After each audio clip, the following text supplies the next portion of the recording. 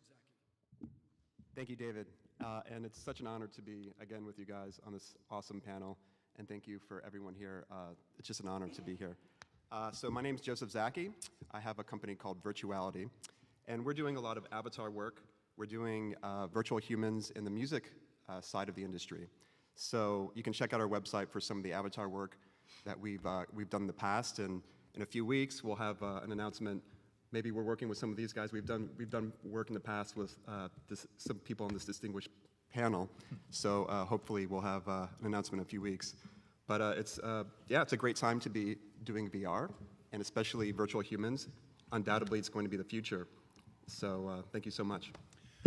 Speaking of virtual humans, or authentic humans, as you see it, I'd like to have Marshall Millett introduce himself.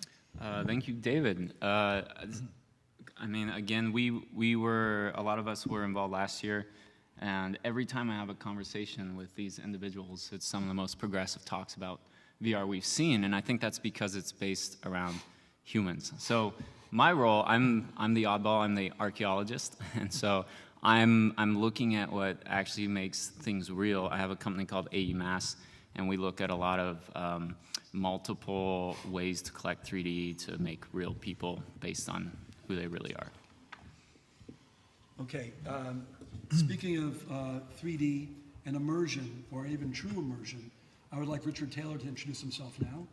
Go on. Yes, hi, I'm Richard Taylor. I have a company called 3Space VR, and I've been in the effects business for quite some time. I've been in the Directors Guild for 32 years and doing special effects. But I've been involved in VR in different forms in the last 6 years, and I have a new format that I'm evolving called 3Space VR, which is a theatrical scale virtual reality where the audience takes their heads out of their oculasses and actually are surrounded by photoreality. And so one of the first things our goal to do is to create photoreal human beings and at real human scale and put you there. So the Rat Pack at the Sands Hotel in Vegas, that you can go and see that as if you were really there. That's a great start, and again, that will raise the conversation about where the interfaces and the screens are going to go. And I love Marshall's comment a minute ago about the fact that most of the panels are about the business and the numbers, and wow, it's not really happening yet. But most people are talking about 360 video, and of course people are talking about the VR that's been here forever, which is 3D video. But the immersive video, the volumetric video, that's really kind of where a lot of the interesting activities are going, particularly as you begin to bring AI into it. And speaking of AI, I'd like to introduce an old friend of mine, Gregory Panos, who's been probably in this space longer than anybody on this panel. I'm not totally sure. I know you were one of the first people that I met in, I don't even remember when it was, maybe it was at SIGGRAPH. I'll confirm that. Okay. So I Gregory, just turned 60. That's true. So Gregory, introduce yourself briefly and keep the firepower for a few minutes. Sure. Hi, I'm Greg Panos, and I'm a virtual reality expert first. Like David said, been at this for a long time, wrote the virtual reality source book in the 90s, and did very well with that. And since then, I've been lecturing and philosophizing and doing a lot of consciousness raising about VR in general, but I came to the conclusion towards the end of the 90s that VR would be a platform with it which we would host human simulation constructs of ourselves, aka avatars. And there's lots of other words to describe these kinds of constructs, and will be new ones. And just very pleased that I lived long enough to see technology advance and Moore's Law catch up, where we have a lot of great new technology to apply towards VR and towards the main topic of this panel here is digitizing and simulating human beings for them to occupy and utilize VR as your agents and for entertainment and just about every other thing that we could ever imagine as human beings. Okay, speaking of human beings, and speaking of people that use and visualize the space as a place for humanity to thrive in a technological context, I'd like Alex Henry to introduce himself as well. I am Alex Henry, and I am a human being, and I think that's my expertise. Yeah, I have a company. Do you consult? Yes, exactly. So I have a company, and we do scanning, high-resolution scanning, and we create avatars. And the company's name is Blue Vishnu. It's named after the Hindu god Vishnu, who is known to send his avatar to Earth in order to restore balance in the world. We believe that you can do the same thing with your avatar. So some of the things that we're interested in is not only the entertainment, AR, VR aspects, but there's some clinical applications that can actually help motivate change if you're using your avatar. And you can think of what we do as effectively creating the digital actor version of you that can thrive in any VR, any virtual space. The only other thing I'd like to say is I'm really humbled to be sitting on a panel with these gentlemen, and this is going to be a very exciting one, even though we're almost outnumbered by you guys. By the way, that's why I'm standing, because I'm, speaking of last man standing, or maybe the first man communicating, Brett last year joined us from Europe. He was on that screen over there. And simply because it was a little hard to see all of the human factors on his art, on his avatar, he agreed to come back and join us. I'm not going to say anything about Brett. Are we sure it's him? Because I talk about him so many times and so often. David, is it really him? I mean, I'm still, it's a hologram? Is it really you? No. I didn't think so. Volumetric has gotten way farther than you guys think. You have no idea. And he actually 1 year does of that. technology, guys. That's It's meat suit Brett. So, Brett, I've introduced you so many times, other people, but I don't think I've ever heard you introduce yourself. Oh, God. Yeah, That's enough. Okay, next. Thank you. Yeah, I made the Did you say Lawnmower VR Man. God or Everybody what? knows that. I've really been interested in virtual reality, primarily as a storyteller from the cautionary tale side of things, which is one of the ironies of this whole time for me, because I think that this is a tremendously powerful medium. I think that there's a lot that we need to really put into thinking about what we're doing with it right up front, as opposed to once it's ubiquitous. And of course, everybody wants to get to that ubiquity because then the business model will work. But this thing can change humanity. And so I'm very interested in the aspects of it that do that as a storyteller, or as I now call myself, a story worlder.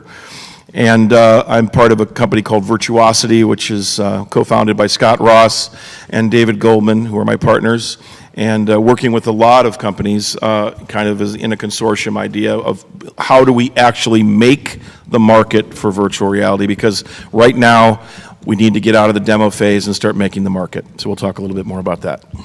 Yeah, and at some point you can talk a little bit about this interesting gating factor. Everybody wants to do something a little bit, and nobody wants to actually do something real. Okay, and next on my list was another one of my fellow Icelandians, my Reykjavik humans. This is, to add spice to the panel, this is Kayam Wakil. And did I say either of those or both of those Yeah, right? it's like the pepper with a mmm. Yeah, we met as spirits and now we're hanging out. So we were at Universal Music earlier today, hanging out in the cafe, opining on where all this is going to go from a social perspective. He has a long history in the social world, teaching a number of celebrities how to use the social tools, and inevitably, social brought him into immersion, and now he's quite deep inside. Introduce yourself. I am Kayam. I'm the Chief Strategy Officer and Head of Creative Partnerships at a company called Live Planet. We have done 3 very difficult things in the immersive world. The first one is flawlessly capturing. We have a 4K live streaming camera that stitches on board and encodes on board, so you don't need any time in between what you shoot and what you see. We also have a cloud that backs that up, and then the third part of that is your delivery mechanism. So it's an end-to-end full platform for stereoscopic live production. So we've just done that so we can allow the creatives to be creatives and come up with all the crazy things that we've never even thought of. That's smart, because usually the first round of demos are done internally and it shows. Okay, Joe, you've done a lot of amazing things with a lot of amazing companies you didn't mention. But the thing that intrigued me about you the most when we first started talking is you described and articulated a vision that I've had in my head for a long time but couldn't describe, which was the integration of AI or whatever it's going to be. They're not wanting to call it that anymore because the society is afraid of where it's going to be when they weaponize. But in any case, you talked about the ability to capture and simulate or create authentic life in virtual environments. I've asked each of you to come up with a few trends that you've observed. You had some very sage observations last time. What have you seen happen in the last 6 months? Well, I still think that we're in the early days of all this, but certainly the social aspect of VR is becoming more and more prominent, as we saw at Oculus Connect with Facebook and demonstrating one-to-one social interactivity in real time in a VR environment.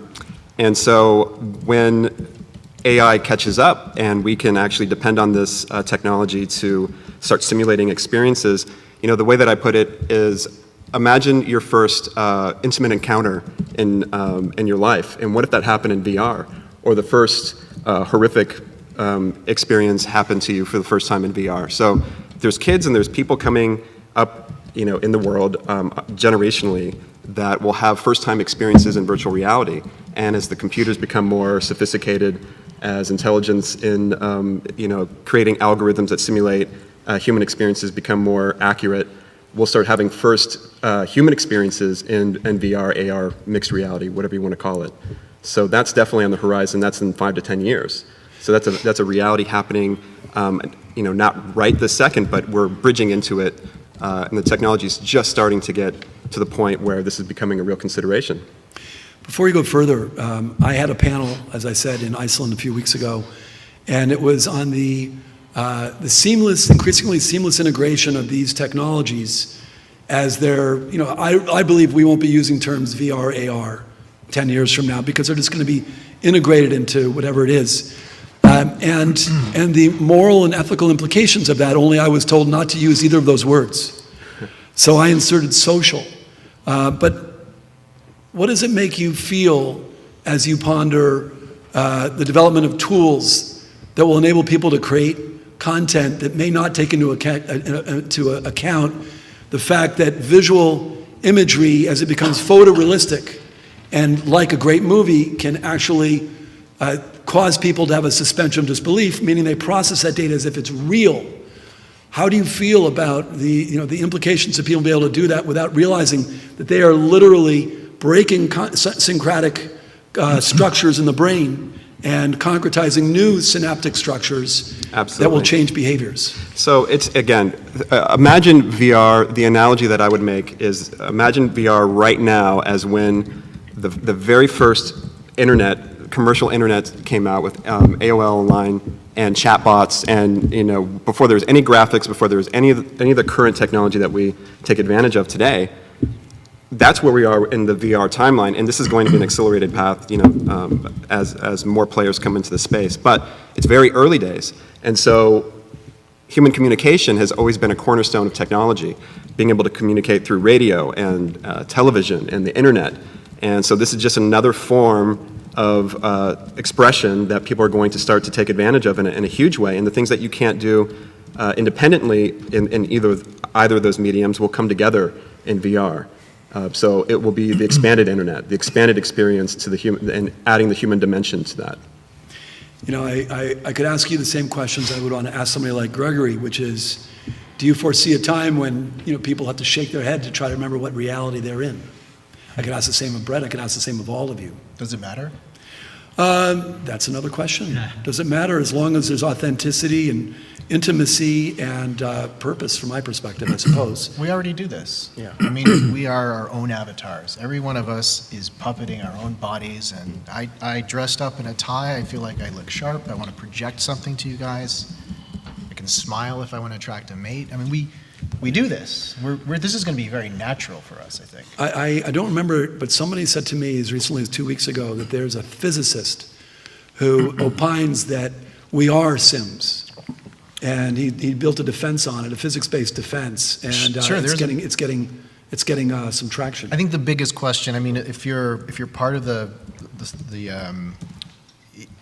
biggest question is, does it really matter? Right. Like if you're a solipsist, does it really make a difference at the end of that equation? Yeah.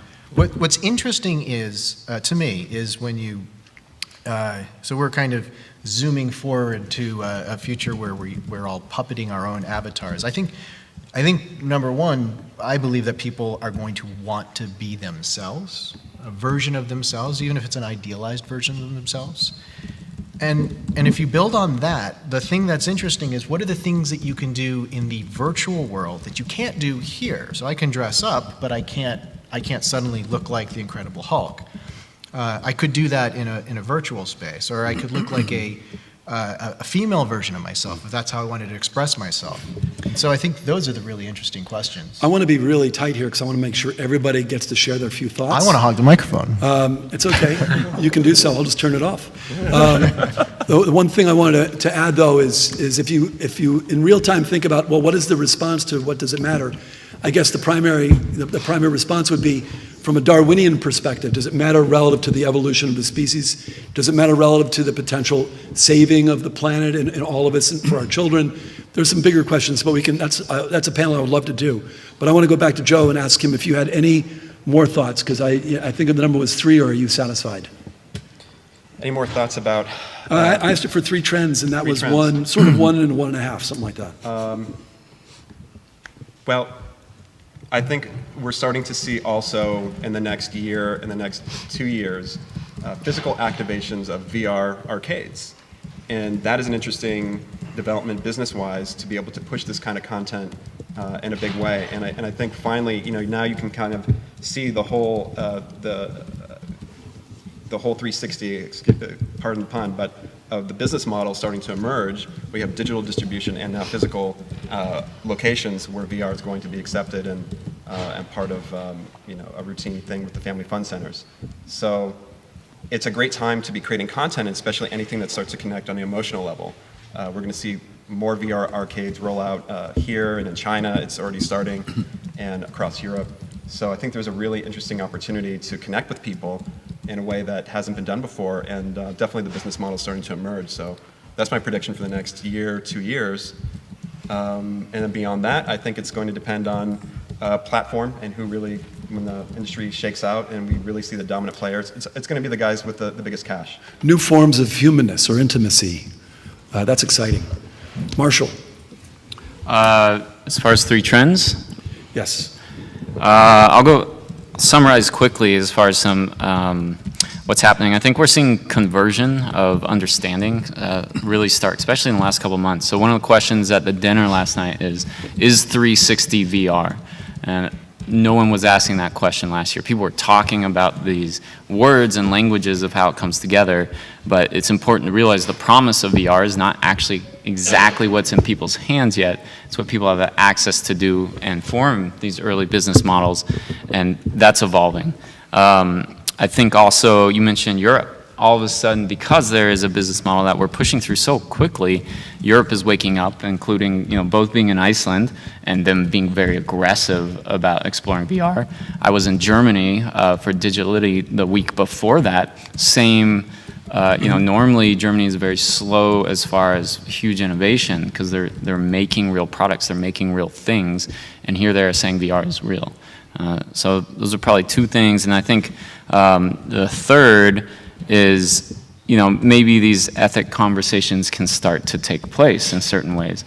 And we kind of have already these 2. I mean, does it matter? Does being virtual matter?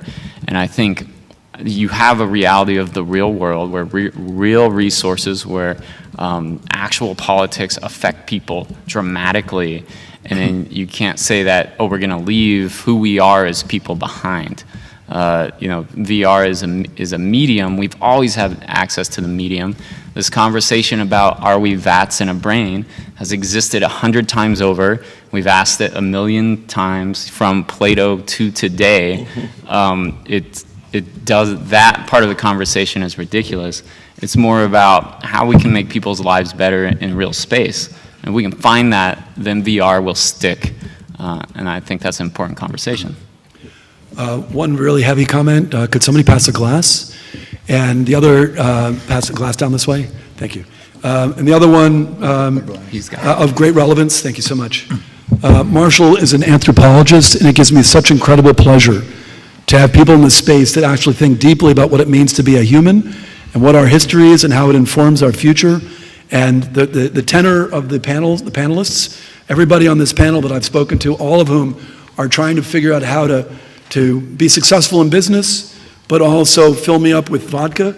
I'm really actually very excited about the future because I believe good people, the people that are making things happen are good people that I can see.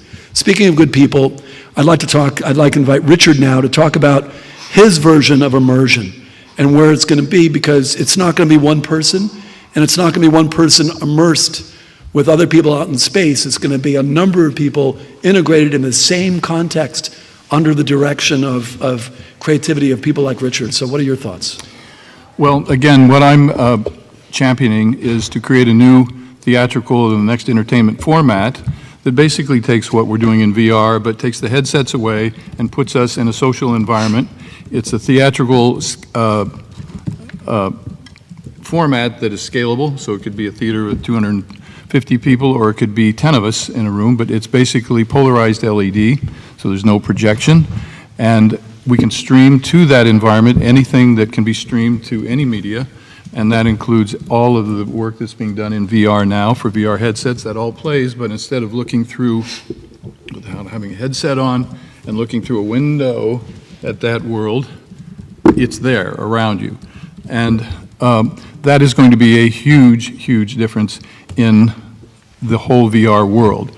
It becomes theatrical, it becomes social, and if you think of a simple version of that as a simulator that's, say, 20 feet in diameter, 14 feet high, 210 degrees, that 1 to 10 people can sit in, and those can go in libraries, museums, natural history museums, hospitals, schools, game arcades, basically anywhere that entertainment, in Michael Jordan's gaming room, you can physically interact with it. It's interactive, so that all the games we can play, but see them three-dimensionally and more of them.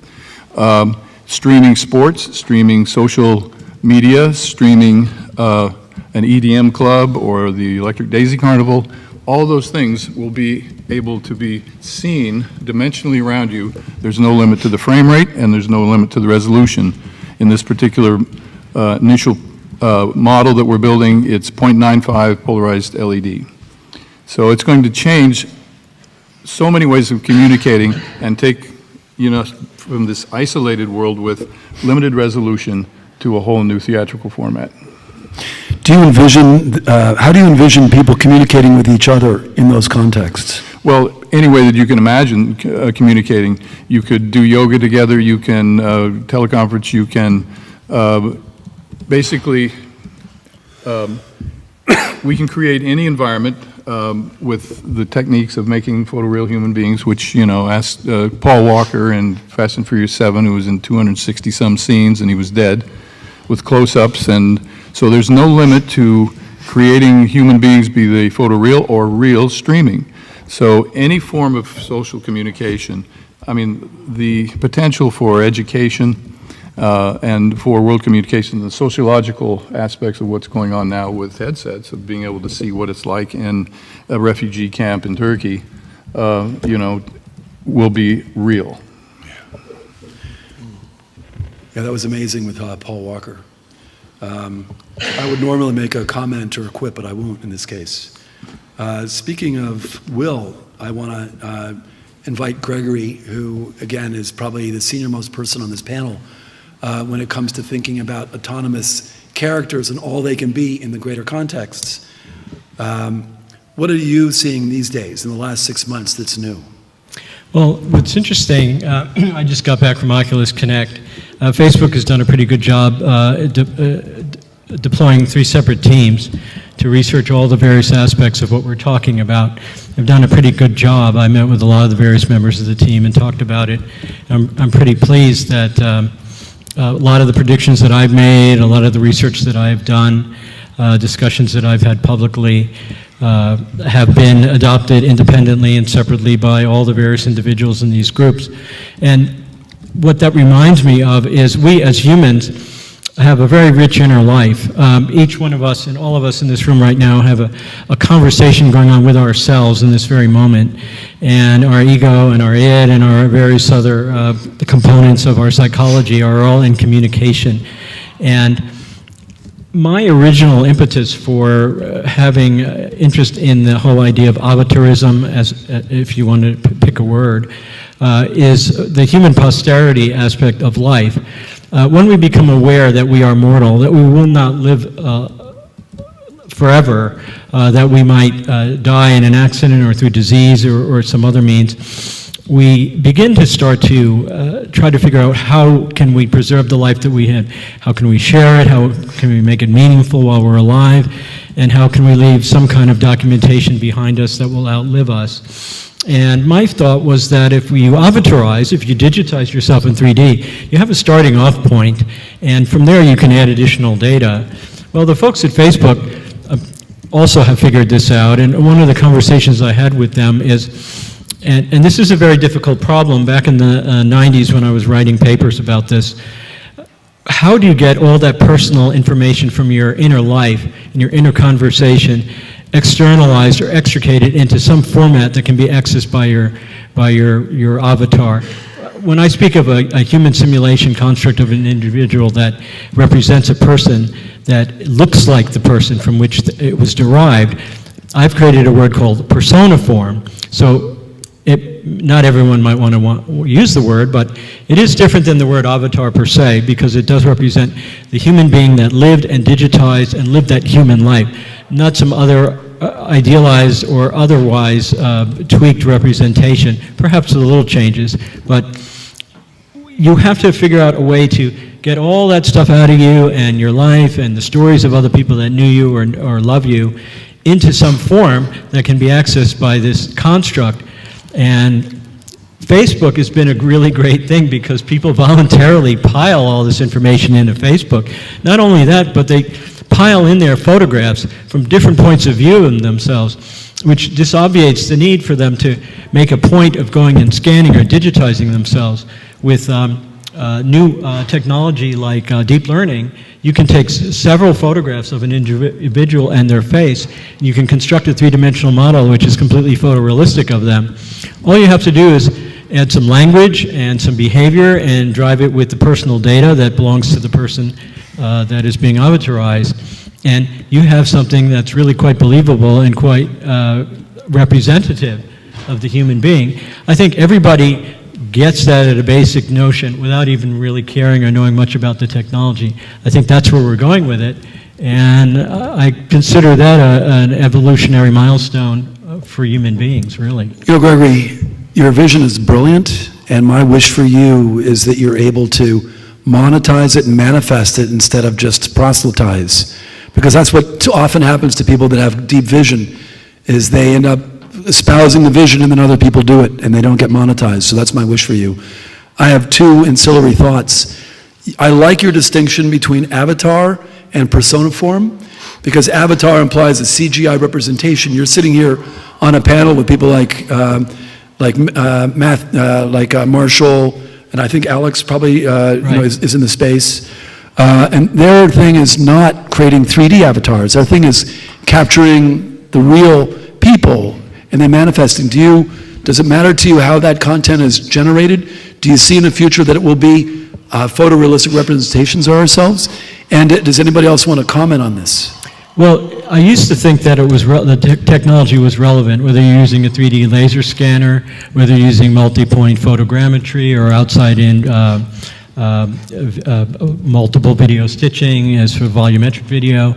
But I'm beginning to sort of loosen up a little bit on what the actual techniques are.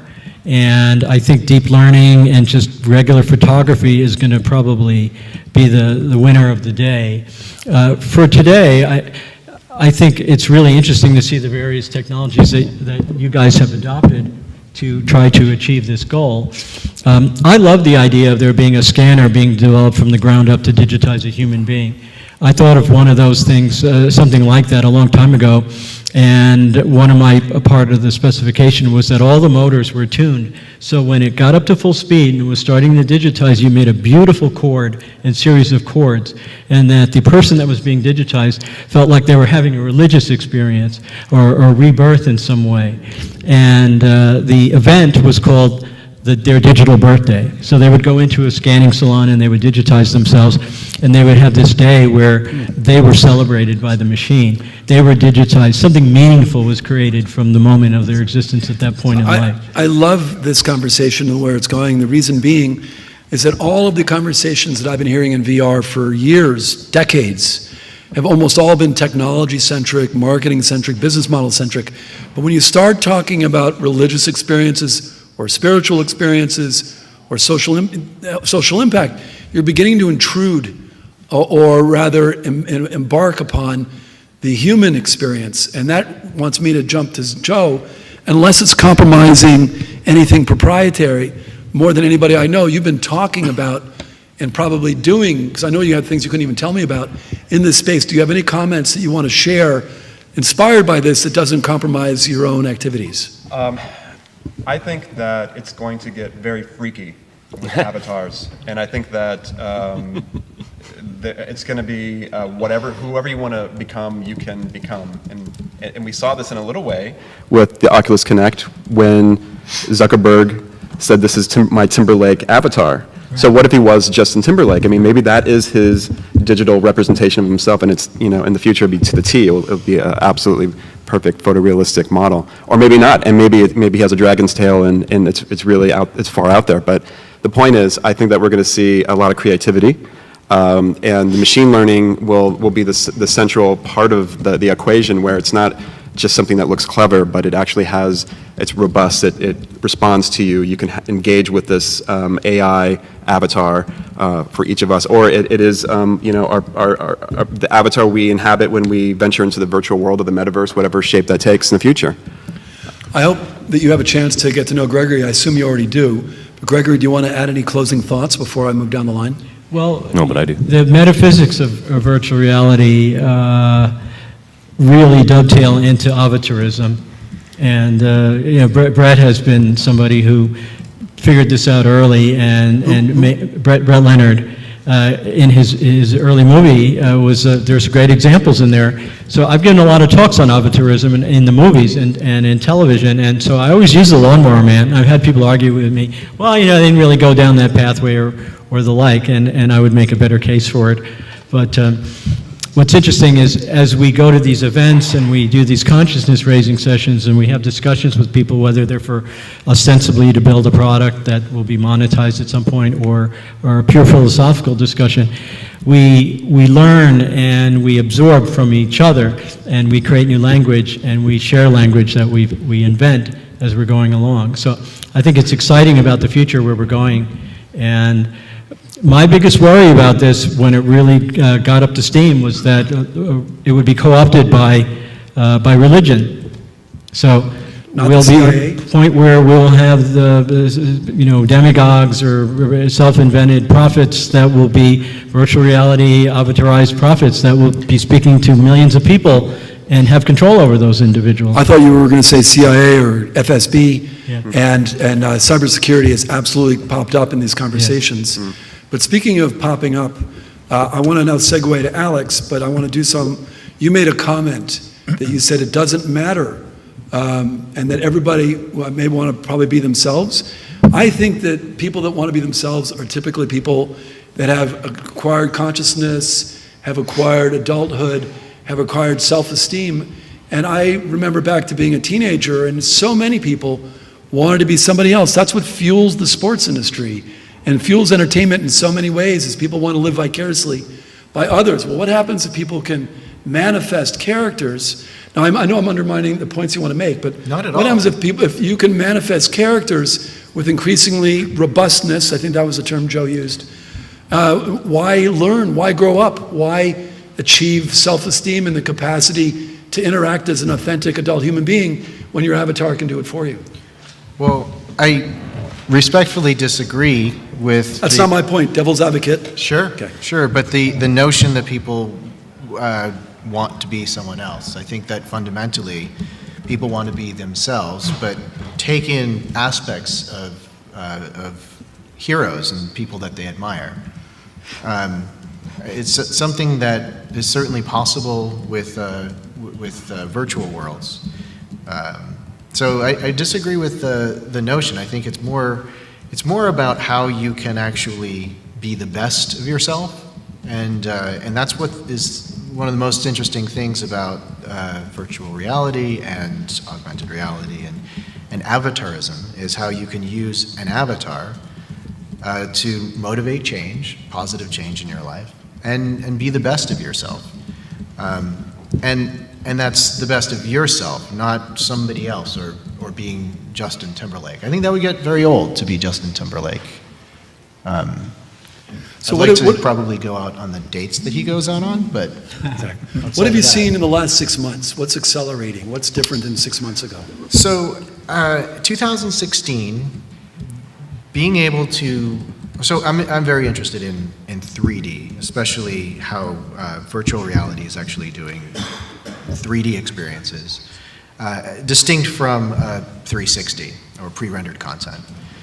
So, in 2016, the ability to have an avatar in real time look completely photorealistic is limited. I mean, we've achieved photorealism in renders in cinema, but we're close, but it's really challenging.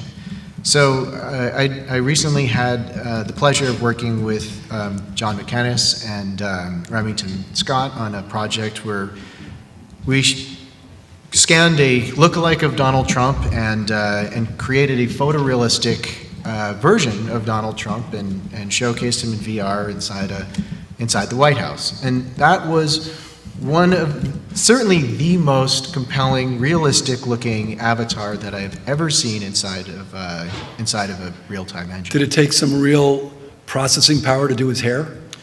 Oh God, yeah, we had to. They had to do like a golden retriever's hair.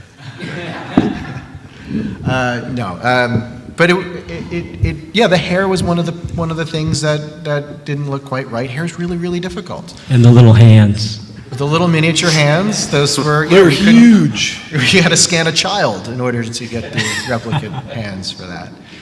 But so that's something that I'm seeing that trend. I'm seeing so the avatar, the Trump looked so realistic, but it wasn't quite there. It was so much more than it had been last year, and it's going to be so much more realistic next year. We have some limits, but we're definitely moving in those directions. Same with AI. Being able to use artificial intelligence to puppet an avatar and actually feel like you're having agency with an avatar, and we're not there yet. But that's where we're going. And so I'm interested in the technology that's going to scan folks so that the scan is future-proof. And we have one approach for scanning. There's other approaches for the technology. I agree with you that certainly the thing that gets you into the avatar world doesn't matter. I'm interested in scanning with photogrammetry because it can instantly get you in there. The computer does the rest. You get great assets that can actually be photorealistic now, not in the future. But that's not the end all be all. The more interesting thing is the experience and where we're going with realistic 3D interaction and how you can use that to sort of be you. So I want to talk about two distinctions in particular, especially when it's really interesting to hear immediately the excitement about how perfect a scan can be and say what an amazing digital asset that is. But that's because these are content creators who have worked in the field that create virtual pieces for production in the end. But the person themselves isn't thinking about, wow, what a perfect asset we put together with this technology. They're thinking about themselves. So to tie back to two things we briefly said is what social really is and what actually religion is. So to start with a religion point, the example I think is more compelling is not that we're going to create new gods and people are going to follow virtual monsters or what they are. We've already, it can be debated, but from a world cultural diversity side, we create our own cosmologies already. We've done that for thousands of years. And whether they're virtual or not, we've already decided how we're going to live and follow these society rules based on a virtualization of ideology. So I think we've already done that. I don't think you're going to introduce a new creative God, but I think there is going to be some change and shift in it. But if you ask someone, the thing I've seen where someone almost broke into tears was if you can put VR. So here was a person, it was a talk almost 2 years ago, and we were talking about what VR will be before Oculus is really in people's hands. And her question was, I'm always working and I'm late to leave on Wednesdays and get to church. Can you put me, I'm never in the front row. And that matters to me. I want to be next to the priest. And that was her idea of how religion or how VR mattered all of a sudden, is she's in the front row and she's closer to God through her practices in that way. So I think that's about a realism and a capability, and she's not looking for a new God, she's looking for access to the way her life lives. And to go back to the other distinction for what social VR is, I think Zuck made a huge statement. Social VR is going to matter, but what they're doing is fictionalizing the real already, and that's why Facebook won against MySpace. When we're seeing people have conversations about, I'm going to add tails, or I'm going to be Hulks, or I'm going to be what's next, that's what MySpace was in my world. If I remember, I could create any version of myself on MySpace, put up pictures, pretend to be this. It was a fake name, you know, and MySpace didn't last because it wasn't real. Facebook came in and said, you have to be you. That's it. We're going to check your identity, and if it's not you, then you don't exist on Facebook. And it blows up because at the end of the day, it's easier to just be us, and we want to share that in a virtual world. And I think that's where virtual humans start to matter in VR. I want to just jump in real quick. Go ahead. Can I jump in real quick? So, but what's interesting with Alex is that, so you had an actor to portray, so an avatar character actor to play Trump, which is kind of ironic. And it kind of ties back to my whole comment about, and you guys are totally welcome to bash me on because I want a tail in VR, so that's where I'm headed. I don't know about the rest of you guys, but I want to fly. And anyway, but I find that kind of ironic in an interesting way, how we don't have the Donald Trump, we don't have the real version of something, but if it was high quality enough, we can convince ourselves for the real thing. And that's my comment. Maybe that wasn't him on the bus saying all those things. What was that? Right. Maybe that was an avatar saying all those things on the bus. But And Billy Bush They have was the fooled. MIT, They have have the it. I still have 2 more speakers to go, but I'm going to go back, because just as Marshall spoke, I was about to say, Marshall, you began as an anthropologist, you went into digital capture to some degree around autonomous vehicles, but where your heart was, that I observed, was around the early work you were doing with indigenous species. And you've told me some very interesting experiences you had about what the elders and the shamans said when they went into virtual representations of some of these cultural captures that you did before power lines were put in or dams were built. Just share just a few of those deep experiences that you observed. Do you say indigenous species? I'm thinking about humanity right now. Okay, people. Right. People, definitely. So we did really early cultural heritage 3D scanning, best practices methods for 3D scanning. Mel Wachowicz is the leader at the Smithsonian. For the last 15 years, he created a lot of best practices. How do you accurately represent an object that's going to be destroyed? That's what we looked at. And then once we got into virtual reality, these were cave systems, computer-assisted virtual environments. We brought folks that I'd worked with, California tribes in, and said, what does this mean? And those conversations, it was basically a user test in a lot of ways. It's just mind-blowing because these are, and not to paint a slanted view, but these are a lot of people very in tune with their environments, with spatial awareness and with spiritual awareness, dream state, consciousness, history. And so they weren't talking about VR, but they were talking about interdependency. And that's something I think VR will become or will be.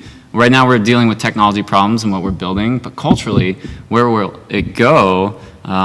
It's just interesting because those were people have thought of this a lot in different dream states and realms of being. I remember that you did such a good job capturing a sacred site that the elder came in and said, this cannot be shared because it felt so real. that it would compromise the spirit by which it was protected. And not to put words in their mouths, and those are their conversations, their own, but yeah, we wanted to represent and give kids the capability to go up to the rock art and do whatever they wanted to explore rock art. And the council basically said this, no, because the digital asset represents the physical, the real. And that changes everything in the conversation. All of a sudden, you're like, wait, that was the whole point. But to them, it meant something different. You can't go up and use a digital paintbrush to highlight petroglyphs. We're not going to allow that. Speaking of digital paintbrush, and speaking of what's real and what's virtual, I don't know if anybody is amongst the, 400 presentations Brett's done over the years, but it must be strange for you to be waking up and seeing shard after shard of your imagination struggling to become real, with people taking credit for it, not even realizing that it was imprinted in their brain 25 years ago. It's a weird time. Definitely. But, what's interesting to me and what's really encouraging is this conversation with everyone on this panel, I believe, is the thing that needs to pivot into the business part of virtual reality right now, because these are the things that will actually be the commerciality of virtual reality. These are the things. The trend is that these transformative ideas are the reason for the medium. It's the purpose of the medium. And if we don't connect the purpose of the medium to the business model, it'll fail again. And that's, I think, really what I would say the mega trend is that we've got to see what this really is.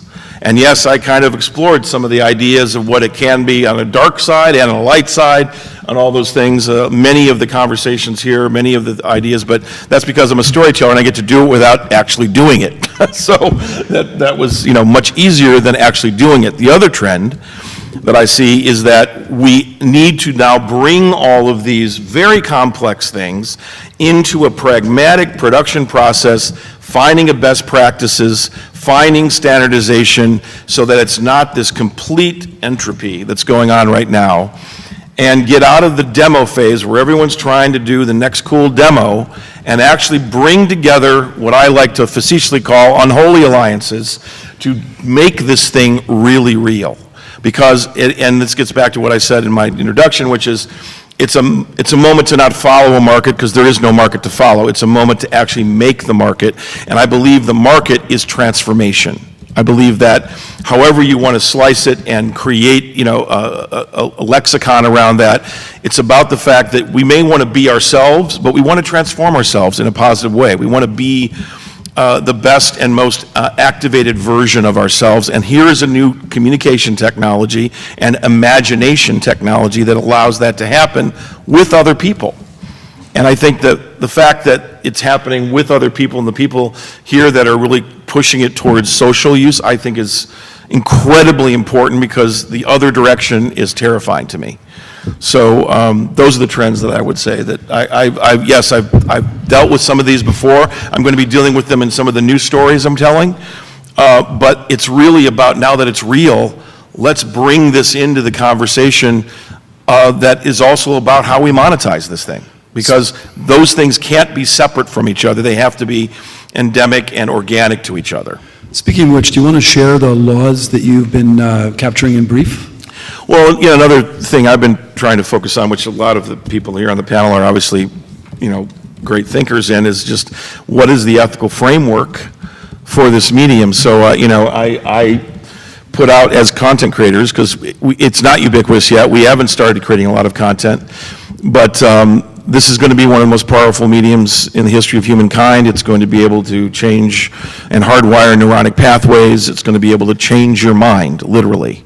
So, and possibly other aspects of yourself. So there's some pretty interesting data on this too. One of the things we have at Virtuosity, my company, is we have people on on our team that are from neurology, that are from behavioral sciences, because those things have to be considered in a true multidisciplinary approach to actually creating real virtual reality and augmented reality and mediated reality and whatever the term is going to be. I'm actually very surprised that it's still called virtual reality, a term that I put out there in that movie a long time ago. So the laws are really focused, without getting through all of them, that would be too lugubrious. It's really focused on, I believe this has to become the medium of what I call the global human. And I call it that because Joseph Campbell told me that, that term in a hot tub in Esalen 36 years ago. And Should I it's- ask if you're wearing clothes? That's I was not. We were both naked. We were being true global humans. And basically, the global human for me is just a place where we can just be humans together, where it doesn't matter what race you are, what economic determination you are, it's a place that we can truly have just the imaginative aspects of ourselves, communicate and touch each other. And so my laws, which you can go find out there, they're kind of like what are they called so they can find them? yeah, the Isaac Asimov laws of three laws of robotics. They're in a fictional context, so I use the word laws very loosely. They're really just to start a discussion, are focused in that humanist viewpoint of trying to bring content creators to make this about focusing the medium towards the true interdependencies of being on this planet together. And what would they Google? What? Yeah, what would they Google to find it? The 5 laws of VR from You'll find it from Brett Leonard, Yeah, Ed Brett Leonard. Yeah. One of the things I wanted to say very quickly to take away from Oculus VR with all the social and the push towards social is they're very serious about it. And all the teams that are collaborating on this, about 50 or 60% of their time is all done in VR collaborating. They don't fly all over the place. They are all over the place and they are in VR having these meetings. And I put together a real killer VR system about 2 months ago. And after about an hour of getting it running, I immediately jumped into social VR where there were 3 or 4 other people from around the planet. And I looked over at Richard, my partner, and I said, "This is amazing." I said, "I'm in here with 5 other people." I said, "They're scattered all over the globe." And he said, "Well, what are you talking about?" I said, "We're talking about graphics cards and things like that." But in the future, it won't just be about tech, it won't be about people collaborating about tech. And it was very, very amazing and democratizing to be in that space with other people. I came in naked, and then I was included. So, final spice. Hi. Oh, 5 minutes, sorry. I thought she was waving at me. You had an inspiration a few minutes ago, and I'm sorry I didn't get to you. Oh, that's all right. But we met in Reykjavik, and you shared some amazing stories with me. But we were introduced because I executive produced the Steve Jobs movie, and you taught Ashton Kutcher how to tweet, if I'm not mistaken. Wow, that should be on my gravestone. I taught Ashton Kutcher how to tweet. Something he'll remember. But you have come out of the social space, and you're coming at all of this now with this notion of linking all of our personages together in various ways. What have you observed in the last few months? Well, I was going to be very short and just say the trends that I see are more, more, and more. And it's not always the more of good, more of bad, but there's just more of it, and we can start differentiating between it. A lot of the conferences or events or what have you are really to circle around the people who maybe 5 years ago said, social media, why do I need to be on social media? And every CEO is on social media now. So they didn't comprehend what the grand picture was because no one knew. It was just going to grow. So the fact that, I could have off of my experiences and project maybe this might happen, that might happen.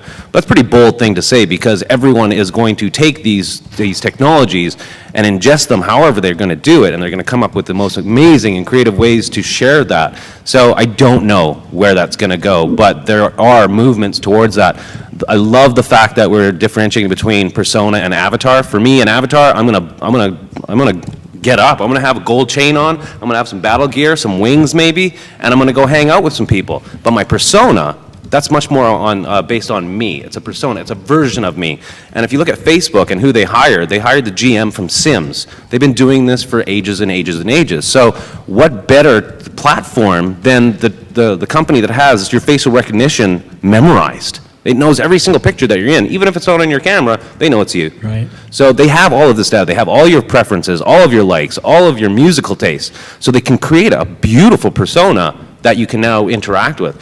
However, if I'm going to go gameplay, I'm not taking my persona in there. I'm going to go get my badass mace and my battle gear and go to battle. That's my avatar. So I really appreciate the fact that we've differentiated between avatar and persona, because the persona is most likely what's going to take us into that growth and that social growth, whereas the avatars are where we can be anonymous trollers and beat the shit out of each other and get in video games. Or hug. And win points. Okay, we have only a few minutes. Okay, I see a hand, or can I get a few? Why the hell are we talking about Facebook when Snapchat is way ahead of True story, true story. Absolutely. They're going to own the Full world. disclosure, you're the CEO of Snapshot. No. I do virtual humans. Right, it's great. Okay, questions, and be quick, because I want to get 3 questions out of you, 1 woman at least. Go ahead. I'll try to be really quick. So we're talking about virtual humans visually, and we talked about hair, how that is difficult. We know that when we have 6 degrees of freedom, we use eye contact, and if you scoured the SIGGRAPH papers on virtual eyes and convergence, it's really hard to do.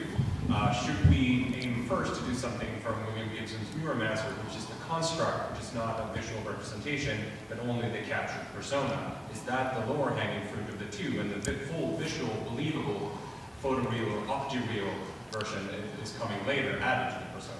Interesting that you're going exactly in the opposite direction. I like it, Cherry. And You know, there's more, there are actually more things out there than people know that actually exist. There's very, very sophisticated, very photorealistic on the other side of the uncanny valley that I have seen of volumetric humans. It's not coming from this continent, but, and it's stealth. But it'll make But because I'm the Lomerman guy, I get to go into the stealthy places. So it's literally. So there's more that exists right now than most people understand. The trick is synergizing it together. I think both things are valid, though, to go both directions in that context. James, but then I'm going to ask, go ahead. This quickly ties to what Marshall said and also here, is that there are amazing things out there, but what if the person that owns that doesn't want you to translate it? And the whole idea of human beings, we want to go out and get cool stuff that's spiritual, that's scientific, whatever, but somebody owns it and says, hey, I'm glad you brought this experience being virtual, but now that I look at it, you can't use it because it affects X. And the model is we want to explore X and if where possible, monetize it, but the human being who owns it says no. There's always a way. That's my why we answer. have courts and claims and processes to deal with disputes like that.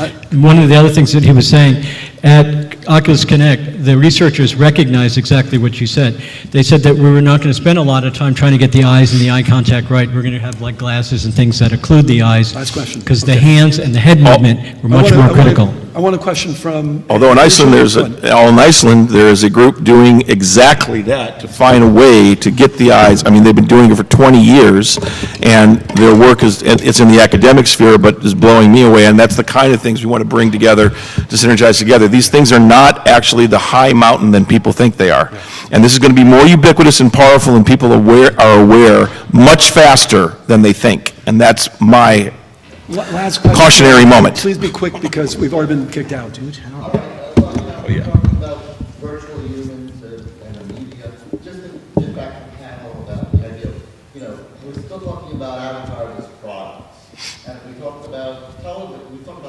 television era was an era of product, and here we are. But, and talk about agency and avatars, but we're still talking about, again, avatars with Facebook or Oculus product. And when you brought in religion. So, I mean, when do you think we'll have a panel, when will this panel reverse on the corporate sponsors, the concept of that these are not just agency devices, Yeah, but this of our own media. yeah, I like where you're going with that. But I would say this has been less commercial than almost any other panel here. Oh, God, yes. Right, This is the last thing I'm going to do. at the moment. Look up the Toronto Code by Dr. Steve Mann. It was happened in Toronto. We're talking about exactly Yeah. that. What is the young lady with her head down, tying her shoes? She's tying her shoes. Yes, I assume that. I wanted to ask you for the last question, because not only are you a woman, but you're from China as well, where the VR market's going to be 3 times bigger. There's so much more money. The government's behind it. What's your observation of this conversation relative to the global market, and a lot of that's going to be China?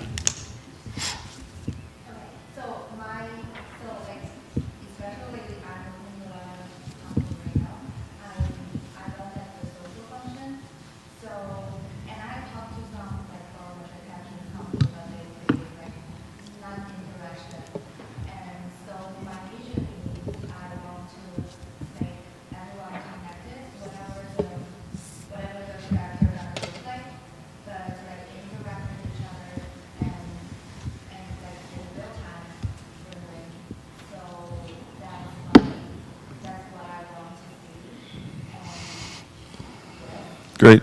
She's an investor, by the way. That's my second law of VR, by the way. And she's an investor, so she's looking for these things. I want to thank you all. No kidding. We're done. So can I respond real quick? So social VR in China and in Asia, one thought that comes to mind is VR karaoke. Just a thought to ponder. Karaoke. Karaoke. Awesome. So